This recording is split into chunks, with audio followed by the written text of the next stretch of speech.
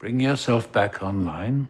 The pilot season of Westworld has just ended, and so many of our favorite theories end with it. A sequence of happiness, sadness, joy, and sorrow. The season 1 finale was everything that we wanted it to be, and so much more. This video will be going over everything that we learned in the finale, and some much needed appreciation for the show creators. The team behind Westworld did something miraculous, something bold, something we rarely witness in pilot seasons. They told the complete story. They told the story in such a way that it had a beautiful beginning and a bold ending. We weren't left with a vast cliffhanger or a sour taste in our mouth we could only satisfy the next season. It was written so that even if the show wasn't renewed, the story we all witnessed together would live on forever. But this isn't a video theorizing what's to come. Instead, let's take a look at what we know. So let's jump right in. William is the Man in Black. Since episode 2, when we first meet William, the community has been at a kind of war, debating every following episode what they believe to be 100% undeniable proof who the Man in Black really was. Each thread equally combative over timelines and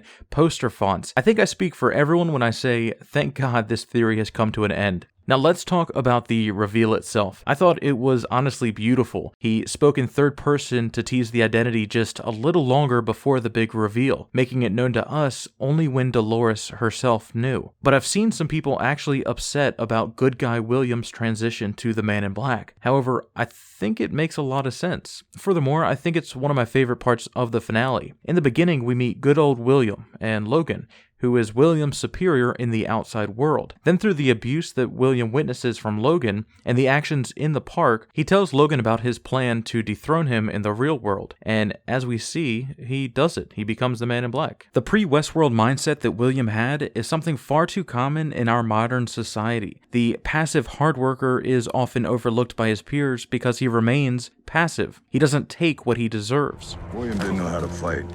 Didn't have an instinct for it. Not at first. You helped me understand.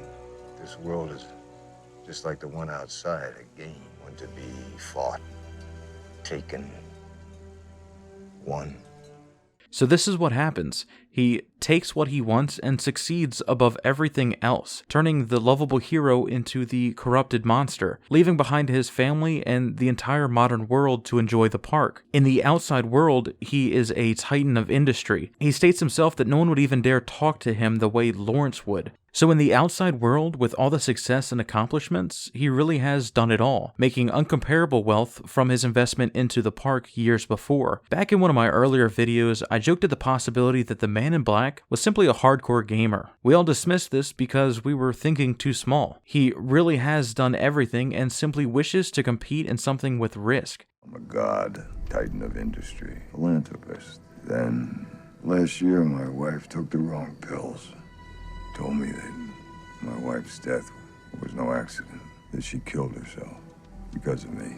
A game that risks the only thing he could possibly lose, his life. So in the final scenes of the finale, when we see him get shot, real blood comes out of his arm and he smiles. He embraces the first real challenge that he's seen in years. Which brings me to our next revelation in the finale. The maze wasn't an actual physical construct. It wasn't a Stanley Kubrick-inspired obstacle course, but a conceptual journey. The maze was a representation of Arnold's model for consciousness. It was how the hosts would learn to be aware of their surroundings and, as Arnold thought, allow them to be free. But this wasn't the case at all. When Arnold presented Dolores' successful awakening to Ford, he cast it down, because Ford's dream was to open this park. And if the hosts were becoming self-aware, this would stop just that. Robert doesn't see what I see in you.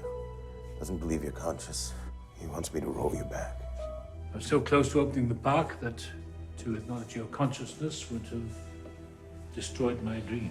Still mixed with grief over losing his son, Arnold created a plan that he thought would shut down the park. He knew that if the park opened, the hosts would keep becoming aware and their lives would be a living hell. So he merged Wyatt's personality into Dolores's and had them murder the entire town. But he knew they would just be rebuilt, so he destroyed the one thing Ford could never get back. Him. The stakes must be real, irreversible. He can bring all of them back, but not me. In his last moments, he states that he just wanted to be with his son again, and takes his own life through Dolores. This was hinted before, but confirmed now. The only reason the park survived is because William investing huge amounts of money into the park, and Ford managed to continue on. But now let's talk about the main mistress, Maeve. It's amazing that this was Ford's plan all along. The show is so amazingly thought out. Last episode when Ford had Bernard shoot himself, and then he left, I thought, why would he do that? Ford is the only one that knows Bernard is a host. He would be the only one that could repair him. He's walking away only to clean it up later?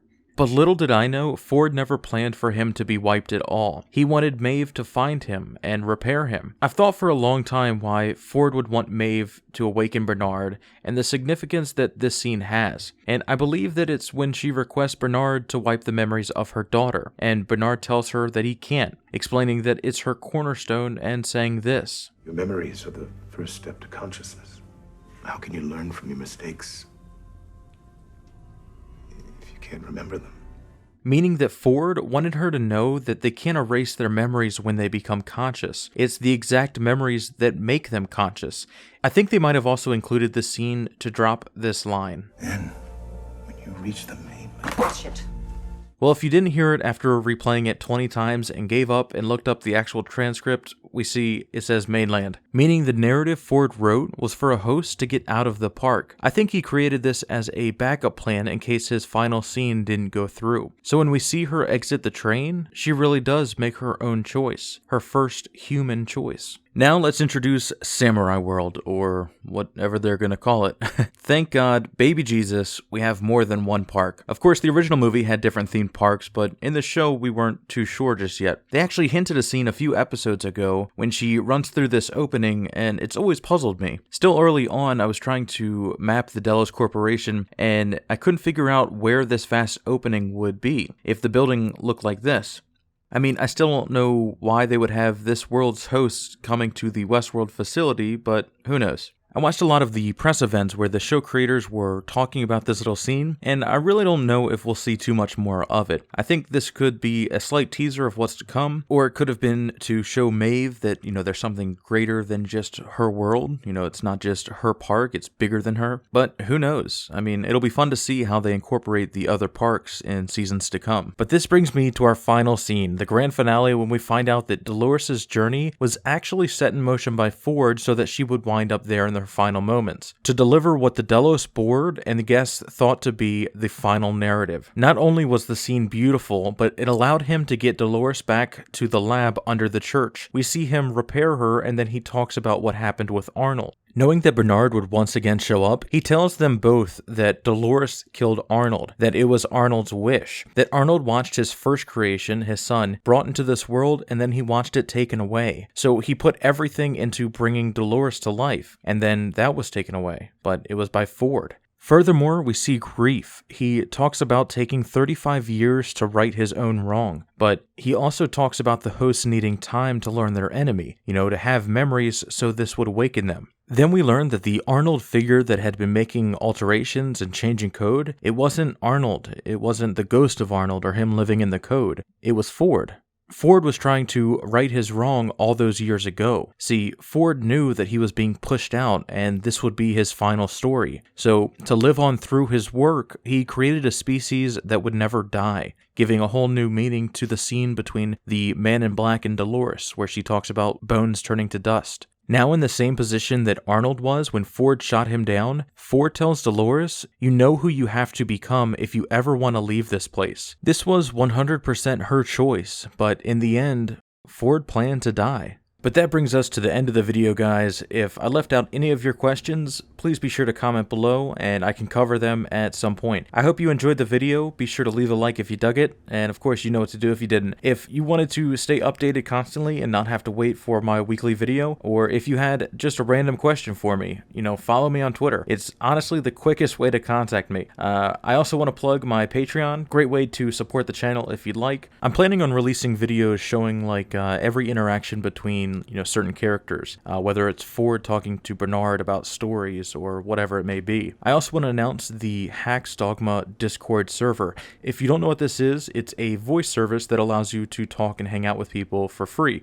It also allows the community to talk in real time instead of messaging back and forth our theories. So be sure to stop by sometime and just hang out. Lastly, I have a couple more videos for Westworld lined up before we move on to another series, the rapid recap as I promised, and the complete story of Ford and Arnold. So voting on the next series will take place on Patreon and Twitter, but as always guys, much love, and I'll see you next time. Thanks.